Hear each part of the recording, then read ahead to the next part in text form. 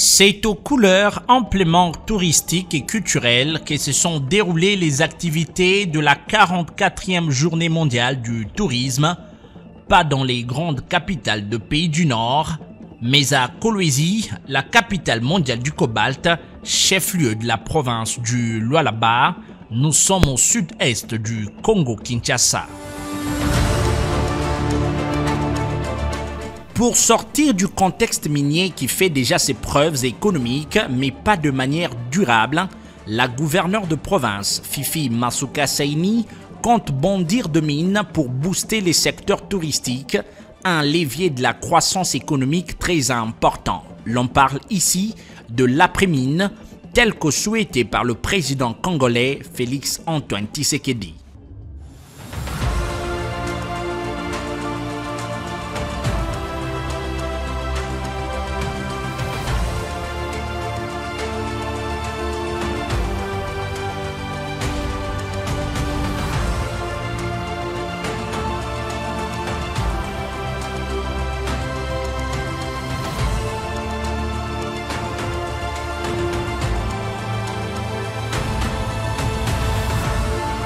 Pour ce faire, ce 27 septembre, toute l'élite locale, mêlée à celle nationale qu'internationale, s'est réunie dans un cadre au groupe scolaire Ewabora autour d'une conférence axée sur les développements du tourisme en province, car le potentiel il y en a, précise le jeune ministre provincial du tourisme qui y croit fermement. Le tourisme est l'un des secteurs économiques les plus dynamiques au monde.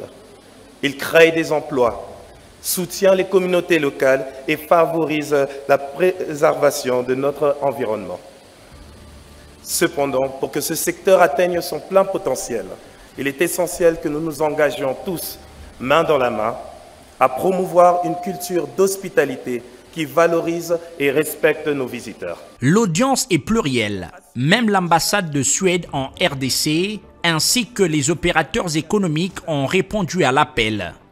Un motif de satisfaction pour les représentants de la gouverneure de province qui a lancé ses activités touristiques sur 2 jours. À son Excellence, Monsieur le ministre national du tourisme ici représenté, notre hôte, à leurs excellences, ministres provinciaux.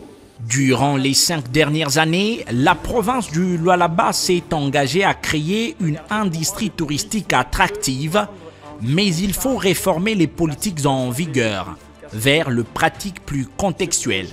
Puisque c'est du développement qu'il est question et que le développement ne pourra jamais faire face s'il n'y a pas de lois conséquentes. À partir du moment où on peut nourrir les gens, on peut loger les gens, on peut passer à d'autres activités pour accroître l'activité touristique. Des activités sportives par exemple, le rencontre culturelle. Est-ce que nous sommes à même d'abord de loger ces gens-là, de les nourrir pour ces activités qui vont booster la vision ou la visibilité de notre province? Après la politique nationale du tourisme, il est prévu un plan directeur.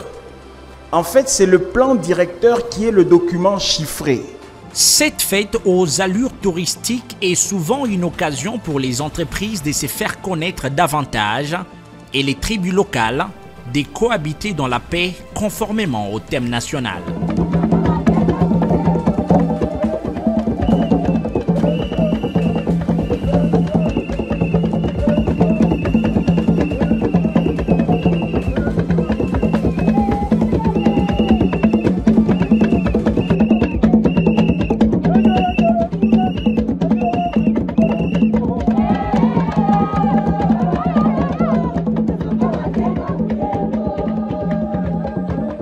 Direction les chantiers de l'aéroport international de Kolwezi pour une première tournée. Jeffrey Masuka amène au premier loge son hôte, les diplomates suédois accrédités en RDC, émerveillés par la vision. Je suis très impressionné, c'est vraiment state of the art, comme on dit en anglais. Je ne sais pas exactement comment on dit en français, mais c'est très impressionnant. La prochaine fois que j'y arrive, je peux arriver ici. Le 28 septembre arrive enfin.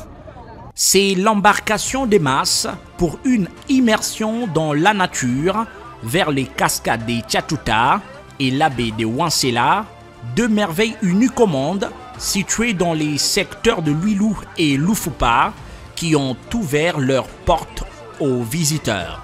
Ici, Laetitia Nawezi, la chef de secteur de Loufupa, est aux manettes, servant de guide touristique à ses visiteurs de marque, et Tchatuta offre bien plus que des cascades, mais aussi une biodiversité marine impressionnante.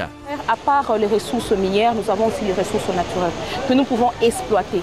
À Loufupa, les touristes se bousculent pour contempler ces rapides, une eau qui fracasse le bloc de pierres indomptables, et ça en valait la peine après seulement 70 km de route bien aménagée par le gouvernement provincial. J'aimerais bien solliciter à la chef des secteurs.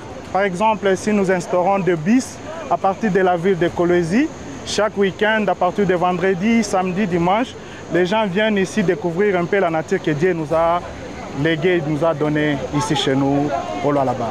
Je profite de l'occasion de votre micro, inviter les gens, nos investisseurs peut-être dans le tourisme. Voilà le lieu où il faut investir. C'est à côté de ces merveilleuses cascades qu'il faut investir, qu'on vienne exploiter nos ressources naturelles. Même joie à Wansela, la baie offre une vue sur la rivière Lualaba, la source du grand fleuve Congo, une expérience envoûtante. À cette occasion, la province a déployé sans réserve son potentiel touristique jusqu'au tourisme minier, dont l'histoire remonte aux fondeurs indigènes du minerai de cuivre en croisette de Walemba qui ont remonté le temps à l'occasion. Comme toujours, la rumba congolaise était au rendez-vous pour couronner cette célébration mythique avec en perspective un secteur touristique développé au Lualaba, mais par des pratiques durables.